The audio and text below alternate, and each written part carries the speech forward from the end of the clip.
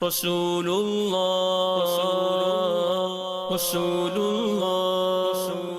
یا رسول اللہ یا حبیب اللہ۔ الحمدللہ رب العالمین والصلاة والسلام علی سید الانبیاء والمرسلین، اما بعد فاعوذ باللہ من الشیطان الرجیم، بسم اللہ الرحمن الرحیم۔ الصلاة والسلام علیک یا رسول اللہ وعلی آلک واصحابک یا حبیب اللہ، الصلاة والسلام علیک یا نبی اللہ وعلی آلک واصحابک یا نور اللہ۔ باتیں میرے حضور کی صلی اللہ تعالی علیہ وسلم، یہ سلسلہ لے کر ایک مرتبہ پھر حاضر ہیں۔ الحمدللہ عز و جل نبی رحمت شفیع امت صلی اللہ تعالیٰ علیہ وسلم کے مبارک ناموں کا تذکرہ جاری ہے، اور اسی ضمن میں نبی کریم صلی اللہ علیہ وسلم کے فضائل و کمالات سننے کی ہمیں سعادت حاصل ہو رہی ہے۔ انشاءاللہ مزید اس حوالے سے اپنے موضوع کو آگے بڑھائیں گے۔ حضور اکرم صلی اللہ تعالیٰ علیہ وآلہ وسلم کی ساری زندگی اللہ تبارک و تعالیٰ پر توکل کے ساتھ گزری۔ حضور اکرم صلی اللہ تعالیٰ علیہ وسلم اللہ تبارک و تعالیٰ پر کامل بھروسہ رکھا کرتے تھے، اور نبی کریم صلی اللہ تعالیٰ علیہ وآلہ وسلم دنیاوی اسباب کو اختیار ضرور کرتے تھے، لیکن توجہ اور بھروسہ اللہ تبارک و تعالیٰ کی ذات پر ہوا کرتا تھا۔ تورات مقدس میں نبی کریم صلی اللہ تعالیٰ علیہ وآلہ وسلم کی ایک صفت یہ بیان کی گئی، اور آپ کا تذکرہ یہ کیا گیا کہ وہ اللہ پر توکل کرنے والے ہوں گے، متوکل ہوں گے۔ آپ صلی اللہ تعالیٰ علیہ وآلہ وسلم کبھی بھی اپنے پاس مال و دولت جمع نہیں کرتے تھے، جو کچھ آپ کے پاس آتا آپ اسے عمومی طور پر تقسیم فرما دیا کرتے تھے۔ بخاری شریف کی حدیث مبارکہ ہے کہ صحابی رضی اللہ تعالیٰ عنہ بیان کرتے ہیں کہ ایک مرتبہ نبی کریم صلی اللہ تعالیٰ علیہ وآلہ وسلم نماز پڑھانے کے لیے تشریف لے کر آئے، اور نماز پڑھانے کے فوری بعد آپ صلی اللہ تعالیٰ علیہ وآلہ وسلم تیزی کے ساتھ گھر کے اندر داخل ہوئے۔ صحابہ کرام علیہ رضوان یہ منظر دیکھ کر بڑے حیران ہوئے کہ عمومی طور پر نبی کریم صلی اللہ تعالیٰ علیہ وآلہ وسلم کا یہ معاملہ نہیں ہوتا تھا، تو یوں کیوں حضور علیہ السلام اندر تشریف لے کر چلے گئے؟ وجہ کیا بنی؟ تو حضور علیہ السلام باہر تشریف لے کر آئے۔ آپ علیہ السلام نے فرمایا کہ مال تقسیم ہونے کے لیے آیا تھا، مال آیا تھا تو میں نے سارے کا سارا مال تقسیم کر دیا تھا، البتہ سونے کا ایک پترہ یہ باقی رہ گیا تھا، تو میں نے اس بات کو ناپسند کیا کہ یہ میرے گھر میں باقی رہے اور اس کے ساتھ میں رات گزاروں، تو اس لیے میں نے اس کو تقسیم کرنے کا حکم دے دیا۔ تو آپ صلی اللہ تعالیٰ علیہ وآلہ وسلم اللہ تبارک و تعالیٰ پر کامل بھروسہ رکھا کرتے تھے، اور اس بات کو بخوبی جانتے تھے کہ اللہ تبارک و تعالیٰ ہی رزق کا کفیل ہے۔ یہی آپ اپنے صحابہ کرام علیہ رضوان کو، اپنے اہل بیت اطہار کو، ازواج مطہرات کو تعلیمات دیتے رہے۔ تو نبی کریم صلی اللہ علیہ وسلم کی اسی صفت کے اعتبار سے آپ علیہ السلام کا ایک نام علماء نے المتوکل ذکر کیا ہے۔ المتوکل یعنی وہ ہستی کہ جو اللہ تبارک و تعالیٰ پر بھروسہ کرنے والی ہے۔ قرآن مجید فرقان حمید میں اللہ جل شانہ نبی کریم صلی اللہ تعالیٰ علیہ وآلہ وسلم سے ارشاد فرماتا ہے وَتَوَكَّلْ عَلَى الْحَيِّ الَّذِي لَا يَمُوتُ، آپ اس زندہ یعنی اللہ تبارک و تعالیٰ پر، اس حی پر توکل کیجئے، بھروسہ کیجئے کہ جس کو کبھی موت نہیں ہے، یعنی وہ ہمیشہ سے زندہ ہے، ہمیشہ سے زندہ رہے گا، تو اس کو موت نہیں، آپ اس ذات کے اوپر بھروسہ کیجئے۔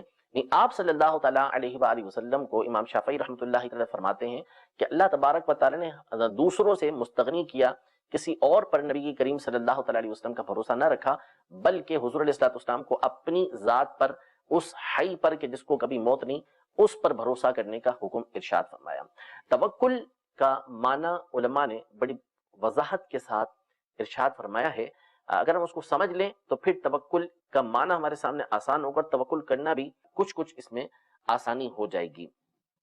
لوگ یہ سمجھتے ہیں توکل کا مطلب کہ جو دنیا میں دنیا گزارنے کے طریقہ کار ہیں اس کو ترک کر دیا جائے، یا جو حفاظت کے ذریعے ہوتے ہیں اس کو ترک کر دیا جائے، پھر اللہ تبارک و تعالیٰ پہ بھروسہ کر لیا جائے، تو اس کو توکل کہتے ہیں۔ حالانکہ ایسا نہیں۔ توکل کے بارے میں علماء واضح طور پر یہ لکھتے ہیں کہ توکل کا مطلب ہے کہ بندہ اسباب کو اختیار کرے، یعنی جن چیزوں کے ساتھ اس نے دنیا میں زندگی گزارنی ہے ان چیزوں کو اختیار کرے، لیکن ان کو یہ نہ سمجھے کہ یہی میرے رزق کے کفیل ہیں، یہ چیزیں ہیں تو میں زندگی صحیح گزار سکوں گا، اور پھر یہ مجھے دوبارہ ملیں گی بھی نہیں، مجھ سے چلی گئیں، اس طرح کا ذہن نہ رکھے، بلکہ ان چیزوں کو اختیار کرے اور بھروسہ اللہ تبارک و تعالیٰ کی ذات کے اوپر رکھے۔ دنیا میں وہ کام کاج بھی کر رہا ہے، سب کچھ کر رہا ہے، لیکن بھروسہ اس پر ہو کہ اللہ تبارک و تعالیٰ ہی میرے یہ سارے کام بنانے والا ہے۔ نبی کریم صلی اللہ تعالیٰ علیہ وآلہ وسلم کی بارگاہ میں ایک شخص حاضر ہوئے اور انہوں نے عرض کیا رسول اللہ صلی اللہ تعالیٰ علیہ وسلم میں اپنی اونٹنی کو بغیر باندھے چھوڑ دوں اور اللہ تبارک و تعالیٰ پر توکل کروں؟ تو نبی کریم صلی اللہ علیہ وسلم نے فرمایا کہ اس کو باندھ لو اور پھر اللہ تبارک و تعالیٰ پر توکل کرو، یعنی اپنا کام تم نے پورا کر دیا، اب بھروسہ اللہ تبارک و تعالیٰ کی ذات پر ہی رکھو کہ اس کی حفاظت کرنے والا، اس کو محفوظ رکھنے والا اللہ تبارک و تعالیٰ ہے۔ دروازہ مثال کے طور پر اب گھر کا دروازہ کو کھلا چھوڑ کے چلا جائے اور پھر کہے کہ اللہ تبارک و تعالیٰ پر بھروسہ ہے، تو اس کو توکل نہیں کہا جاتا۔ ہم اللہ تبارک و تعالیٰ کو نعوذ باللہ آزمانے والے نہیں ہیں، ہمیں اللہ تبارک و تعالیٰ پر بھروسہ ہے، لیکن جن چیزوں کا ہمیں حکم ہوا ہے اس کو اپنانا یہ ضروری ہے۔ تو دروازہ بندہ بند کرے، جو اس کی حفاظت کے مناسب طریقہ کار ہیں اس کے مطابق اس کی حفاظت کا انتظام کرے، لیکن بھروسہ اللہ تبارک و تعالیٰ کی ذات کے اوپر رکھے، اس کو توکل کہا جاتا ہے۔ نبی کریم صلی اللہ تعالیٰ علیہ وآلہ وسلم نے بھی بہت مرتبہ چیزیں آپ نے اپنے پاس رکھی، تلواریں نبی کریم صلی اللہ علیہ وسلم کے پاس موجود تھیں۔ اپنی ازواج مطہرات میں سے بعض کو آپ سال بھر کا غلہ دیا کرتے تھے اور بعض کو نہیں دیا کرتے تھے، ان کا اپنا جو انداز تھا اس انداز میں زندگی گزارا کرتی تھیں۔ تو آپ علیہ الصلوۃ والسلام اسباب کو اختیار کرنے کا ذہن بھی دیتے اور ساتھ میں بھروسہ کرنے کا حکم اللہ تبارک و تعالیٰ کی ذات پر دیا کرتے تھے۔ حضور اکرم صلی اللہ تعالیٰ علیہ وآلہ وسلم خود ارشاد فرماتے ہیں کہ اگر میں چاہوں لو شئت لصارت هذه الجبال معي ذهبا، تو اگر میں چاہوں کہ یہ پہاڑ میرے ساتھ سونے کے بن کر چلیں تو سونے کے بن کر چلیں، لیکن نبی کریم صلی اللہ تعالیٰ علیہ وسلم نے دنیا کو اپنے پاس رکھنا پسند نہیں کیا، بلکہ آپ اللہ تبارک و تعالیٰ کے پاس جانا، اللہ تبارک و تعالیٰ کی بارگاہ میں رہنا، اس کی طرف متوجہ رہنا، اس بات کو پسند کیا کرتے تھے۔ آپ توکل کے اعلیٰ ترین درجے پر تھے، اس لیے آپ صلی اللہ تعالیٰ علیہ وسلم کو سید المتوکلین بھی کہا جاتا ہے۔ تو المتوکل بھروسہ رکھنے والا، توکل کرنے والا، نبی کریم صلی اللہ تعالیٰ علیہ وآلہ وسلم کے مبارک ناموں میں سے ایک نام ہے۔ آپ صلی اللہ تعالیٰ علیہ وسلم کا ایک نام المحفوظ ہے، الف لام میم ہا فا واو اور وا، جس کو دعائیں کہتے ہیں اردو میں،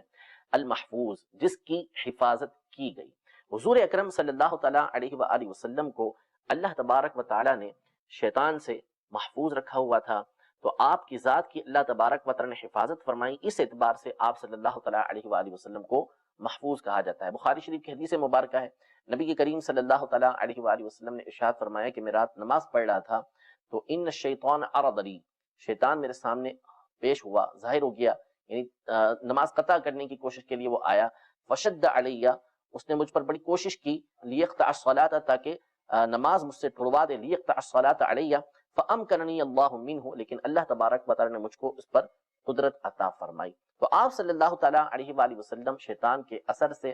شیطان کے واروں سے محفوظ تھے، اور نبی کریم صلی اللہ تعالیٰ علیہ وسلم کی حفاظت خود اللہ تبارک و تعالیٰ نے فرمائی، اس لیے آپ صلی اللہ تعالیٰ علیہ وآلہ وسلم کا ایک نام علماء نے المحفوظ یہ ذکر کیا ہے۔ اہل عرب کا ایک بڑا خوبصورت انداز ہے کہ جب وہ کسی سے محبت کا ایک اظہار کرنا چاہتے ہیں تو جس کو جس حالت کے اندر، کیفیت کے اندر، کنڈیشن میں دیکھتے ہیں، اسی حالت کے ساتھ اس کو بلاتے ہیں۔ میں اس کی مثالیں پہلے آپ کے سامنے عرض کروں تو بات سمجھنا بالکل واضح ہو جائے گا۔ جیسے مثال کے طور پر حضرت سیدنا ابو ہریرہ رضی اللہ تعالیٰ عنہ، مشہور صحابی ہیں، آپ چونکہ بلیوں کو بڑا پسند کیا کرتے تھے اور بلی پالا کرتے تھے، ان کے اوپر بڑی شفقت و محبت کیا کرتے تھے، تو ایک مرتبہ ایک چھوٹی سی بلی ان کی آستین کے اندر موجود تھی۔ نبی کریم صلی اللہ علیہ وسلم نے ان کو ملاحظہ فرمایا تو ان کی اسی حالت کو دیکھ کر آپ نے فرمایا یا ابا ہریرہ یا انت ابو ہریرہ، کہ تم تو چھوٹی بلی والے ہو۔ تو جو کیفیت دیکھی اسی کیفیت میں ان کو محبت کے ساتھ ابو ہریرہ کہا۔ اس کے بعد سے ان کا یہ کنیت اتنی مشہور ہوئی کہ لوگ نام ہی ان کا بھول گئے، اور محدثین میں اس میں اختلاف ہوا کہ ان کا حقیقی نام یہ ہے کیا۔ اسی طرح حضرت سیدنا مولا کائنات مولا مشکل کشا رضی اللہ تعالیٰ عنہ ایک مرتبہ گھر سے کسی وجہ سے مسجد کے اندر تشریف لے کر آئے اور آپ مسجد میں آ کے لیٹے ہوئے تھے۔ نبی کریم صلی اللہ تعالیٰ علیہ وآلہ وسلم حضرت سیدہ فاطمہ زہرا رضی اللہ تعالیٰ عنہ کے گھر تشریف لے کر آئے۔ پتہ چلا کہ حضرت علی رضی اللہ تعالیٰ عنہ مسجد میں ہیں، تو آپ صلی اللہ تعالیٰ علیہ وسلم مسجد میں تشریف لے کر آئے تو حضرت علی رضی اللہ تعالیٰ عنہ مسجد میں پہلو کے بل لیٹے ہوئے تھے اور آپ کے پہلو پر مٹی لگی ہوئی تھی۔ تو نبی کریم صلی اللہ تعالیٰ علیہ وآلہ وسلم نے، کیفیت تھی مٹی لگی ہوئی، تو آپ صلی اللہ تعالیٰ علیہ وآلہ وسلم نے ان کے جسم سے مٹی ہٹانا شروع کی اور محبت کے ساتھ انہیں پکارا یا ابا تراب، یعنی اے مٹی والے کھڑے ہو جاؤ، قم یا ابا تراب، اے مٹی والے کھڑے ہو۔ تو یہ ان کی کیفیت تھی کہ مٹی لگی بھی ہے تو نبی کریم صلی اللہ علیہ وسلم نے محبت کا اظہار فرماتے ہوئے مٹی بھی ہٹائی اور ساتھ ہی ساتھ ابو تراب کی کنیت بھی عطا فرما دی۔ حضرت علی رضی اللہ تعالیٰ عنہ کی جو کنیت تھی وہ ابو الحسن تھی، اور دوسری کنیت آپ کو ابو تراب جب عطا ہوئی تو آپ فرماتے ہیں کہ یہ والی کنیت مجھے زیادہ پسند ہے کہ مجھے نبی کریم صلی اللہ علیہ وسلم نے یہ کنیت عطا فرمائی ہے۔ حضرت سفینہ رضی اللہ تعالیٰ عنہ بہت سارا سامان اٹھا کر جا رہے تھے تو نبی کریم صلی اللہ تعالیٰ علیہ وسلم نے ان سے فرمایا انت سفینہ، تم تو کشتی ہو، تو اس وقت سے ان کا نام یہ سفینہ مشہور ہو گیا۔ تو یہ اصول اور ضابطہ ہے اہل عرب کا ایک کہ وہ جس کو جس کیفیت میں دیکھتے ہیں تو بسا اوقات محبت کا اظہار کرنے کے لیے اسی حالت میں اس کو پکارتے ہیں۔ نبی کریم صلی اللہ تعالیٰ علیہ وآلہ وسلم پر جب پہلی وحی نازل ہوئی تو جو جسمانی اعضاء تھے ان کے اندر تھوڑا سا لرزہ پیدا ہوا اور سردی اور اس طرح کے معاملات ہوئے۔ آپ حضرت خدیجہ رضی اللہ تعالیٰ عنہا کے گھر تشریف لے کر آئے اور آپ نے ان سے کہا کہ مجھے کمبل اڑا دو، مجھے کمبل اڑا دو۔ پھر دوسری مرتبہ بھی جبریل امین کو دیکھا تو یہ کیفیت پیدا ہوئی، پھر آپ تشریف لے کر آئے گھر میں اور آپ کے اوپر کمبل ڈالا گیا تو کمبل آپ نے اوڑا ہوا تھا، اسی میں جبریل امین علیہ السلام اللہ تبارک و تعالیٰ کی طرف سے وحی لے کر نازل ہوئی کہ یا ایھا المدثر، اے کمبل اوڑھنے والے، اے بالا پوش۔ اب اس میں بہت ساری اور باتیں ہیں لیکن ایک بات یہ کہ نبی کریم صلی اللہ تعالیٰ علیہ وآلہ وسلم کو جس کیفیت میں اللہ تبارک و تعالیٰ نے ملاحظہ فرمایا وہ تو پہلے سے جانتا ہے، تو اللہ تبارک و تعالیٰ نے محبت کا اظہار فرماتے ہوئے نبی کریم صلی اللہ علیہ وسلم کو اسی کیفیت کے ساتھ پکارا کہ یا ایھا المدثر، اے بالا پوش، اے کمبل اوڑھنے والے۔ تو یہ نبی کریم صلی اللہ علیہ وسلم سے محبت کا ایک اظہار ہے، اور مدثر کے بہت سارے معنی بھی کیے گئے ہیں لیکن ایک معنی یہ ہے کہ جو کمبل اوڑھے ہوئے ہوں، جو چادر اوڑھے ہوئے ہوں۔ نبی کریم صلی اللہ تعالیٰ علیہ وآلہ وسلم کا ایک اور نام شامل کرتے ہیں، بڑا خوبصورت اور بڑا پیارا نام ہے المرتجی۔ ویسے المرتضی یہ ایک الگ نام ہے، مرتضی جو حضرت علی رضی اللہ تعالیٰ عنہ کے لیے مشہور ہے اور وہ بھی یقیناً مرتضی تھے۔ نبی کریم صلی اللہ تعالیٰ علیہ وآلہ وسلم کے ناموں میں سے بھی ایک نام المرتضی، المرتضی یہ ذکر کیا گیا ہے لیکن وہ نام الگ ہے، یہ نام الگ ہے المرتجی، الف لام میم را تا جیم یا، المرتجی۔ اس کو دو طرح پڑھا گیا ہے، ایک المرتجی پڑھا گیا ہے اور دوسرا المرتجی پڑھا گیا ہے۔ یہ مرتجی نکلا ہے رجا سے، جس کا مطلب ہوتا ہے امید کرنا۔ تو نبی کریم صلی اللہ تعالیٰ علیہ وآلہ وسلم کو جب ہم مرتجی جیم کے اوپر کھڑے زبر کے ساتھ پڑھیں گے تو اس کا معنی یہ ہوگا کہ وہ ہستی کہ جس سے امید رکھی جائے۔ علماء یہ ارشاد فرماتے ہیں کہ نبی کریم صلی اللہ تعالیٰ علیہ وآلہ وسلم کو المرتجی کہنے کی وجہ یہ ہے کہ آپ صلی اللہ تعالیٰ علیہ وآلہ وسلم وہ ہستی ہیں کہ جب لوگ بالخصوص